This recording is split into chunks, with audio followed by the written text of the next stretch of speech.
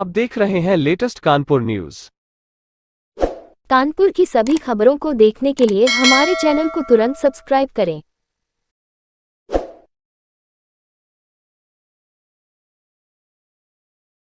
कानपुर के समग्र विकास को लेकर विधानसभा अध्यक्ष सतीश महाना ने आज अधिकारियों के साथ बैठक बुलाई थी। इस बैठक में शहर के सभी सांसद विधायक को भी आना था, मगर कानपुर शहर के दोनों सांसद सत्यदेव पचौरी और देवेंद्र सिंह भोले ने बैठक से दूरी बनाई। पिछली बार भी बैठक में दोनों ही सांसद शामिल नहीं हुए थे और इस बार भी बैठक में दोनों ही सांसद शामिल नहीं हुए। हालांकि इस बार बैठक में समाजवादी पार्टी के विधायक भी शामिल नहीं हुए। आपको बता दें कि शहर के समग्र विकास हेतु व शहर में चल रही योजनाओं को लेकर इस बैठक का आयोजन किया गया था। साथ ही स्मार्ट सिटी के तहत शहर में चल रहे विकास कार्य व कानपुर में बन रहा नया एयरपोर्ट जिसका उद्घाटन मुख्यमंत्री करेंगे उसको लेकर बैठक में चर्चा हुई। साथ ही कई अन्य विकास कार्यों पर मुहर भी लगी। वही सांसदों की बैठक में न शामिल होने के मामले पर सतीश महाना ने कहा कि हमारा काम सूचना देना है, किसी को निमंत्रण हम नहीं देते। जाती है जिसमें कानपुर महानगर के जो प्रोजेक्ट्स हैं, बड़े प्रोजेक्ट्स हैं और रोज़मर्रा की ज़रूरतें हैं जो आम व्यक्ति की, उसके बारे में चर्चा होती है। उसका एक सकारात्मक परिणाम भी निकल कर आते हैं सामने। पिछली बैठक नवंबर में हुई थी, लेकिन चुनाव आचार संहिता के कारण, चुनाव के कारण थोड़ी सी लेट हो गई। आज बैठक हुई है, विभिन्न विषयों के ऊपर चर्चा हुई है। रिंग रोड के ऊपर बहुत महत्वपूर्ण काफ़ी लैंड एक्विजिशन हो गया, टेंडर भी अवार्ड हो गया और जल्दी उसके ऊपर काम शुरू हो जाएगा। जुलाई के अंतर्गत उसमें काम शुरू हो जाएगा। एयरपोर्ट शुरू 26 तारीख को हो रहा है। अभी तक इस प्रकार की सूचना आई है।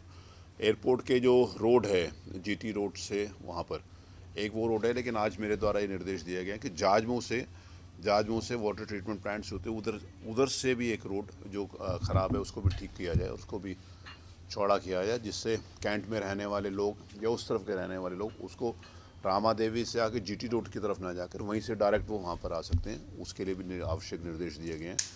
रोज़मर्रा की जो ज़रूरतें हैं, जल निकासी की, नाले सफाई की, उसके बारे में चर्चा हुई है। सैमसी झील के बारे में एक अच्छा स्पॉट वहाँ पर टूरिज्म का डेवलप होने के लिए, उसको भी हम जल्दी, काम पूरा हो गया, उसको भी शुरू करेंगे। और विकास प्राधिकरण के द्वारा जो गरीब आदमियों के लिए प्रधानमंत्री आवास आवंटन किए वो भी पूरे हो जाएंगे। नवंबर तक उनका भी अलॉटमेंट हो जाएगा। शहर के विभिन्न विषयों के ऊपर, बिजली की समस्या थी, बिजली की समस्या के बारे में भी चर्चा हुई है। बिजली की समस्या तत्काल काफ़ी उसमें सुधार 1-2 दिनों के अंतर्गत हुआ। आगे जल्दी ही कुछ जो इश्यूज़ बाकी बच गए हैं उसके ऊपर विभाग काम कर रहा है और उसको भी पूरा कर लिया जाएगा और कानपुर में जो बिजली की समस्या उसका समाधान जल्दी हो जाएगा।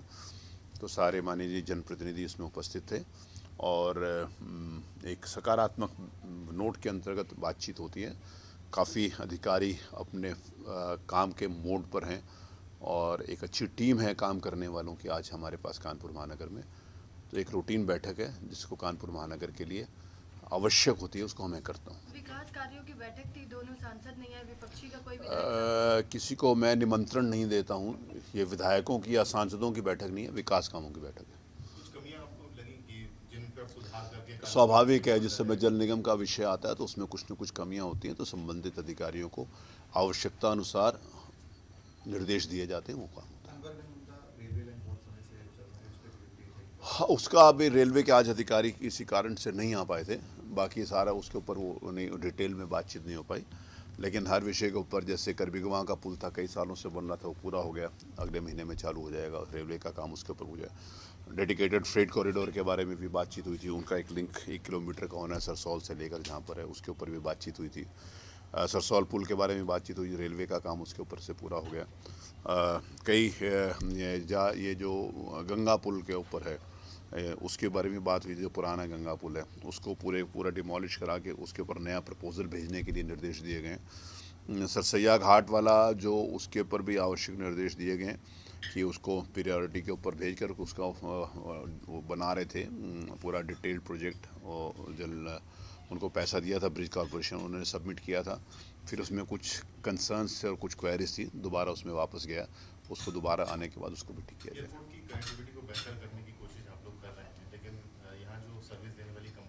देखिए, सर्विस नहीं, फ़्लाइट्स को जो बंद कर रही हैं उसके ऊपर जब माननीय मंत्री जाएंगे उसके ऊपर चर्चा करेंगे।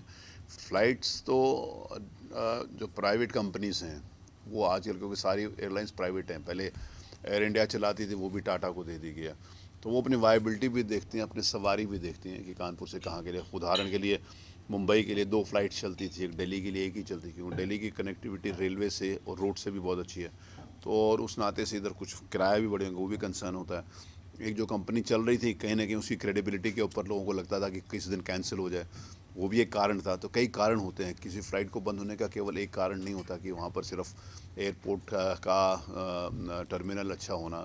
टर्मिनल अब अच्छा हो जाएगा, टर्मिनल होने के साथ साथ सवारियों को जो वायबिलिटी जो उसको स्टडी करते हैं उनका कितना ट्रैफिक होगा, ये प्राइवेट कंपनीज़ के आधार के ऊपर निर्भर करता है।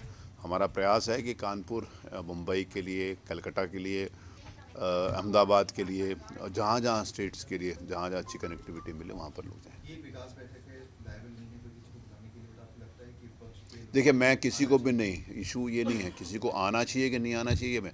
मैं बैठक करता हूँ, उसकी सूचना सबके पास जाती है, निमंत्रण किसी के पास नहीं जाता। अमृता हॉस्पिटल फरीदाबाद के बाल हृदय सर्जरी रोग विशेषज्ञ डॉक्टर शिवांग सक्सेना मिलेंगे आपको हर महीने के पहले शनिवार को सुबह 10 से दोपहर 2 बजे तक आपके अपने रॉयल चिल्ड्रन हॉस्पिटल किदवई नगर में।